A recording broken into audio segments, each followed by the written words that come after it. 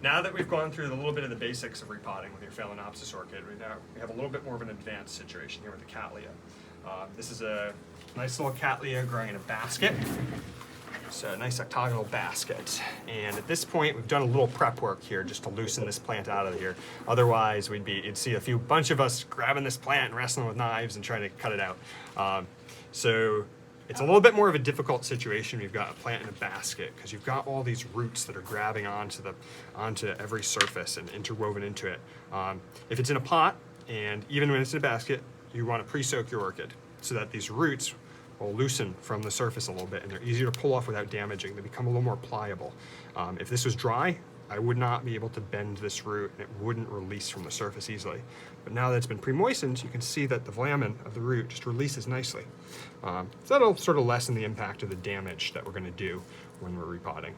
So we end up with more healthy roots. You can see, again, these roots are well saturated.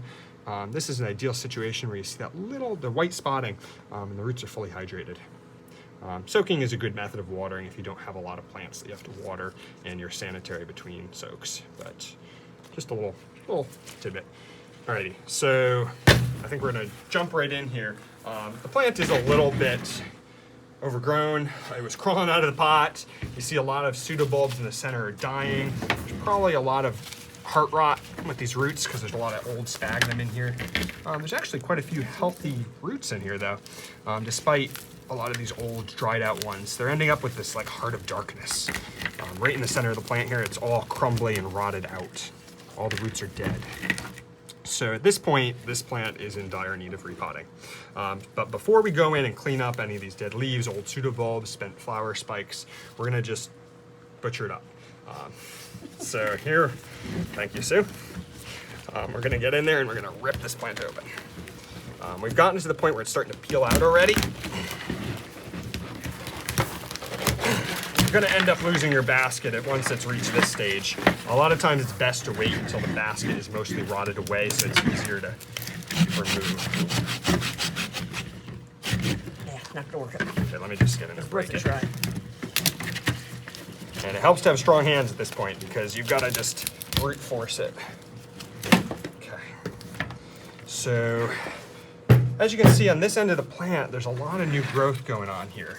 This is the part of the plant that we want to repot and save. So you want to try to do as little damage as possible to this.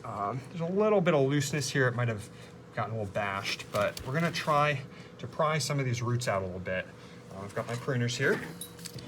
You want to make sure you sanitize your tools like we did last time between plants, before and after use. I like a nice pair of needle noses just because you can get in there and pry. It's like a multi-tool.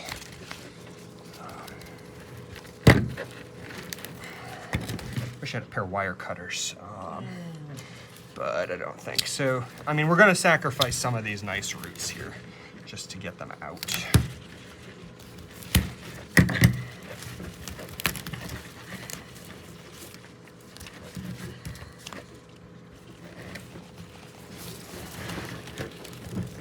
Breaking all the slats and releasing all those roots that are tangled up in it. So always when you're approaching a repotting project, you want to make sure you identify your new growing leads. This plant has multiple ones, and let's see what we can do here. You can also use a heavy-duty pair of pruners to cut through some of these slats. Soaking did help a little bit.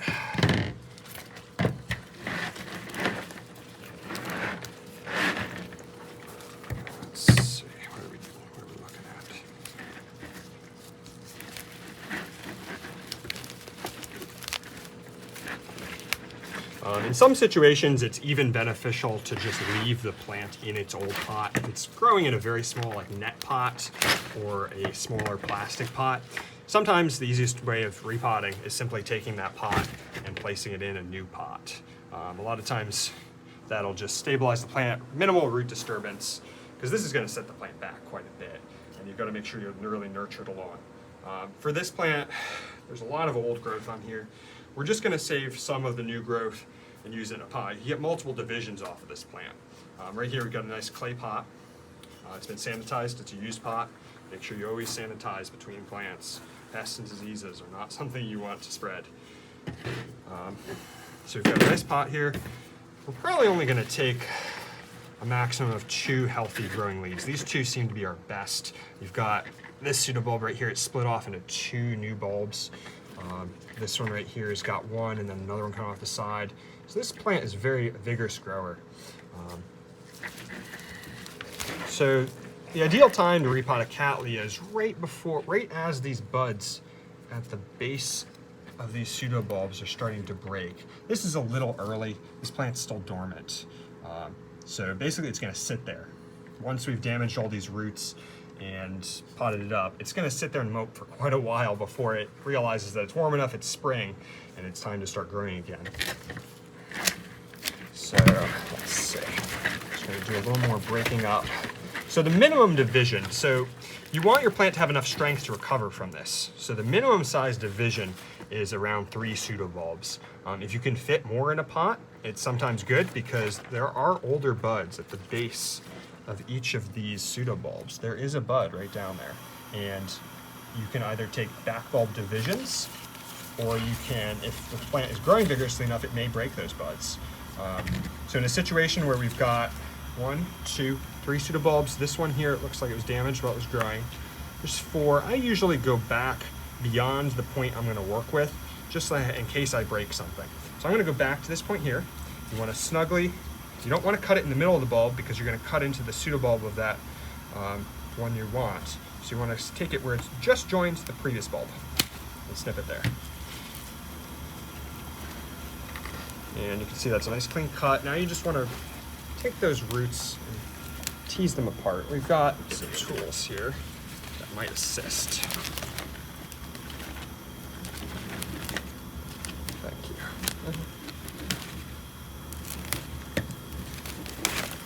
There we go. So right here, this is a pretty good, decent sized division. There's some damage in here, so we're going to want to go in and clean up the root system, clean up the foliage. So let's take the other division we're going to use in this pot first. So we've got 1, 2, 3, 4 good pseudobulbs. The next one down there is looking a little gnarled, so I'll take right after that one. So a little bit less of a root system. Still got plenty of healthy roots. So the next thing we want to do is we want to clean this up. So this one is probably diseased and damaged. So we want to go in there, snip that one out. The more bulbs you have, the greater the energy reserve. But also, the more bulbs you have, the more space it takes up in a pot. And once these pseudobulbs bloom, they're never going to bloom again. So you need to make sure that you have healthy, actively growing tissue that you're using. Otherwise, you're just going to end up with all these old bulbs, old leaves, and roots in the pot. So let's go in here and clean this up a little bit.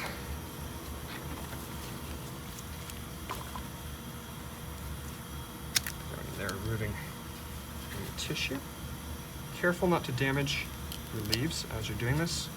It's easy to nick things and for bacteria to get in there. So as I'm doing this, wherever I made a cut, I'm using a little Xerotol just to sanitize any cuts and wounds to the plant.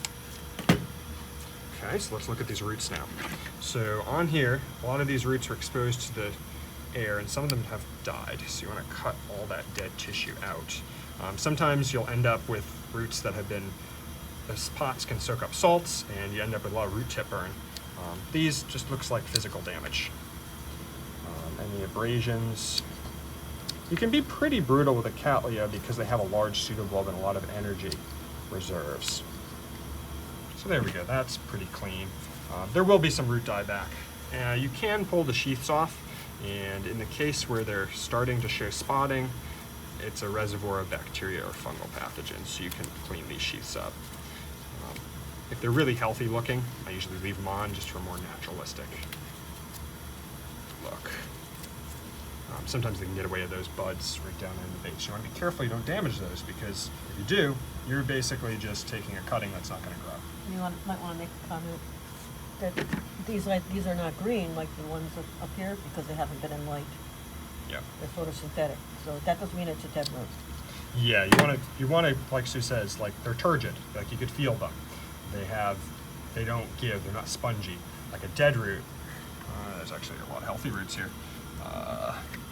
Like with the phal, the older roots will just slough off that. It feels soft to the touch, and this just sloughs right off that central cortex. There we go. So we've got one good division here. We've got two divisions. Let's clean this one up a little bit. So,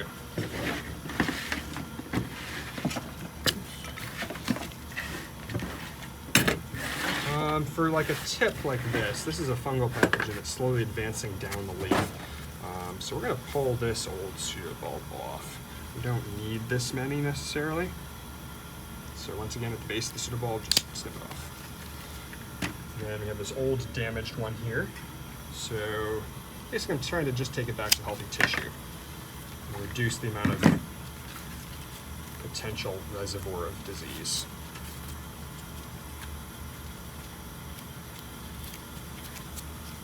Okay, so we're going in here, pruning out any of these roots.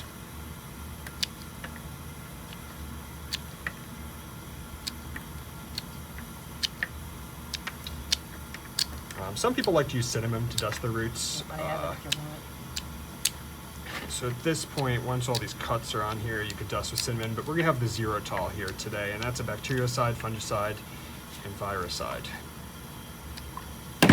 So you can use a sulfur dust.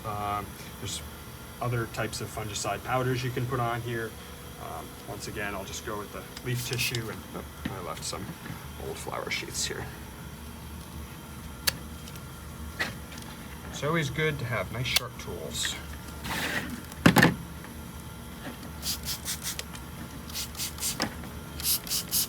Yeah, right in those cracks and crevices of leaves is where you often see those bacterial problems with those new sheaths as they're emerging. Alrighty, so we're gonna go ahead and do a little dip for these plants again. Let me grab her. Okay. So we're gonna get some water here and use the 15 milliliters of the Physan again.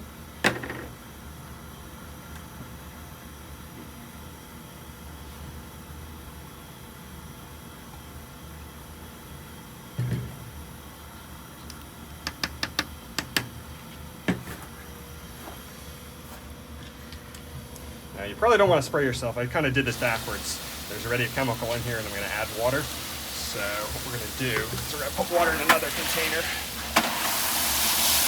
You don't want to be spraying yourself in the face.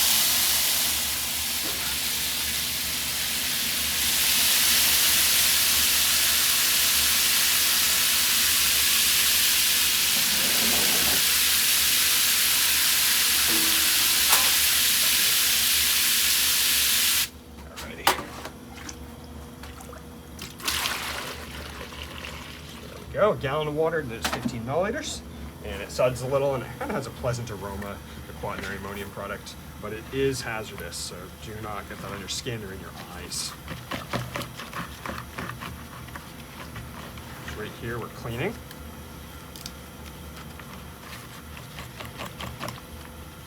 Alrighty, so our new division here is clean. We want to make sure our work surface is a little bit cleaner.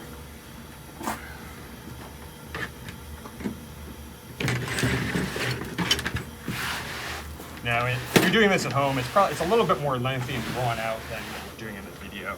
You can be a little bit more organized, and here we go. Alrighty. So here are our divisions. Again, we're going to use some aggregate at the base of the pot. In this case, there's a little stone left over from our last orchid, and we're going to add in some broken clay shards. When I'm using a clay pot, these are porous, inert material. So make sure they're clean. If you have old used pots, make sure that you sanitize them and clean them before using them. Because these are sharp and they're going to wound the roots. Okay, so you can tell that this rhizome was growing in a direction.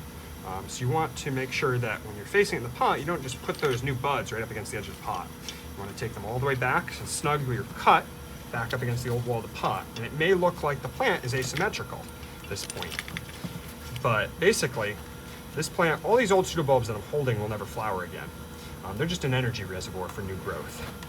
And all your new buds at the base here, you want to make sure they're evenly spread out and that each bud has somewhere to go in the pot. This one here is kind of go right against the wall, this pot here, so I'm going to switch it around. Sometimes it takes a little finagling to figure out how to get these all to fit in there properly. Let's see, how do I like this? So it's a little congested, but each new lead now has somewhere to go. Since these were growing in a direction in the other basket, they're going to be a little off. If I were to center, you want to choose your new divisions before they start going all wonky in the old pot. Ideally, they'd be all facing the direction so that there's a nice display plant, but this will produce a nice healthy new growth, and some of these pseudobulbs will slightly adjust. So there we go. Now, for something like a Cattleya, you want good sharp drainage. So what we used before was a Phalaenopsis mix with the sphagnum, the charcoal, and the medium fir bark. A lot of people will use Orchiata, if you know that New Zealand Pinus radiata bark.